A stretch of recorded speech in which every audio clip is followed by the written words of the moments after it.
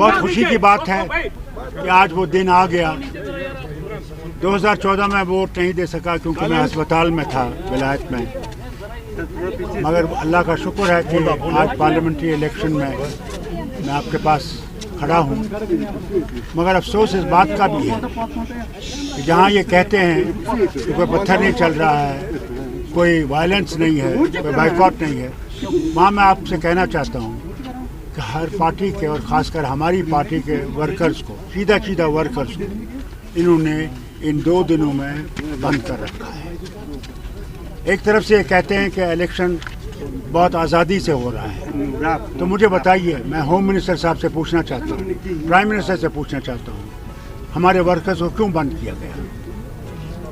क्या वो डरते हैं कि वो हार जाएंगे? और वो ज़रूर हारेंगे, इंशाल्लाह हारेंगे।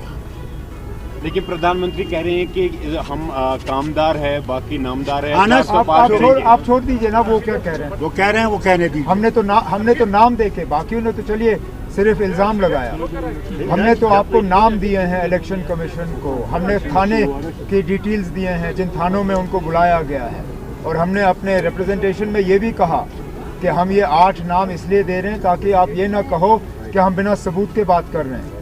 ये एक एग्जॉस्टिव लिस्ट नहीं था, it was an indicative list, it was to show that जो हम कह रहे हैं हम ऐसे हवा में बात नहीं कर रहे हैं। अब इंतज़ामिया की तरफ से ये फिर जवाब आया कि ये जी ऐसे ही बेबुनियाद इल्ज़ाम लगा रहे हैं, लेकिन हमने तो नाम दे के आपको कहा, हमने थाने के डिटेल्स दिए, उस चीज़ का तो आप जवाब दे नहीं सके। हमने किसी एक पुलिस के अफसर के खिलाफ कोई इल्ज़ाम नहीं लगाया, हमने कहा कि ये इंतज़ामिया की तरफ से हो रहा है। और लगातार बहुत सी कॉन्स्टिट्यूंसी से जो है ये रिपोर्टें आई, यहाँ तक कि मेरे जो पोलिंग एजेंट्स और बाकी थे वो इतने डरे हुए थे रात को कि उनको पता नहीं कहाँ बुला के बंद किया जाएगा। कई सारे तो या तो दोस्तों या रिश्तेदारों के घर में सोए, कुछ तो उनमें से ऐसे हैं जो अपनी गाड़ियों में सोए थे रात को, वो घर वापस नहीं गए।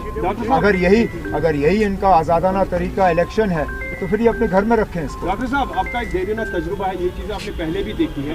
जो कल नेशनल कॉन्फ्रेंस का एक स्टेटमेंट आया था, अगर इलेक्शन कराना ही नहीं था फिर तो पहले ही क्लियर करते कि किनको जिताना है। यही तो मुसीबत है जो हम लोग बार बार कहते हैं कि दूसरे जो खड़े हैं उन्हीं के एजेंट हैं, उन्हीं की तरफ से खड़े हैं।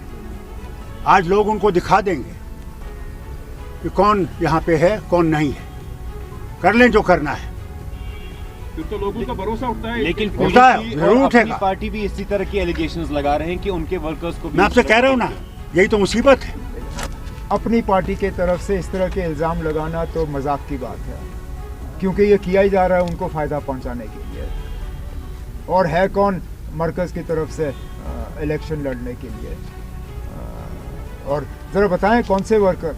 मैं फिर ये बात दोहराता हूँ ना, हमने तो कम से कम आपको नाम दिए, थानों के डिटेल्स दिए, वो ज़रा बताएं कौन है और किस थाने में लिया गया। अब चलिए, जो हुआ सो हुआ, रात गई बात गई, आज नया दिन है। अब उम्मीद करते हैं कि हमारे वर्करों को इस तरह तंग नहीं किया जाएगा। आज हम पोलिंग बूथ के बाहर खड़े हैं, हमने अपने वोट का इस्तेमाल किया। हमारे साथ 2 फर्स्ट टाइम वोटर हैं जो पहली मर्तबा वोट डाल रहे हैं। ये पहली बार है कि हमारी फैमिली की 3 पीढ़ियाँ जो हैं एक साथ वोट डालने आए। मैं यही उम्मीद करूँगा कि बाकी जगहों में भी इसी तरह अपने जमहूरी हक़ का जो है वोटर इस्तेमाल करें। अगर के ये कहा गया है कि कोई बॉयकॉट नहीं है, किसी तरह की वायलेंस नहीं है, किसी तरह का ख़तरा नहीं है, तो फिर बढ़ चढ़ के लोगों को जो है इस इलेक्शन में हिस्सा लेना चाहिए, अपने वोट का इस्तेमाल करना चाहिए, क्योंकि आखिरकार यही एक जमहूरी तरीका है जिससे कि हम अपनी आवाज़ जो है वो बुलंद कर सकें। उमर साहब, ये चीज़ पहली बार हो रही है, यहाँ कोई हड़ताल काल इस बारी नहीं है, कोई आज इलेक्शन के दिन आप शाम तक वेट करके देखते हैं ना अब इसका कितना असर पड़ेगा।